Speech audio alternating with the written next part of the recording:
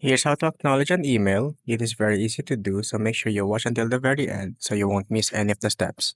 First, you will need to open your Gmail app and click on the email that you want to reply to and click on the reply icon. Begin your email by addressing the sender with a polite and friendly greeting. This helps set a positive tone for your response. For example, you can use Dear and then the receiver's name. Show appreciation for the sender's email and acknowledge the specific purpose or content of their message. Let them know that you have received and read their email.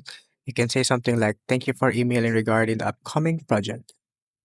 If the sender has asked a question or requested specific information, make sure to provide a concise and informative response. If a more detailed response is needed, you can mention that you will address it in a subsequent email or provide a time frame for when they can expect a full response. If there are any actions you need to take as a result of the email, make sure to clear confirm them. This helps provide clarity and avoid any misunderstanding. End your email with a courteous closing and provide your contact information.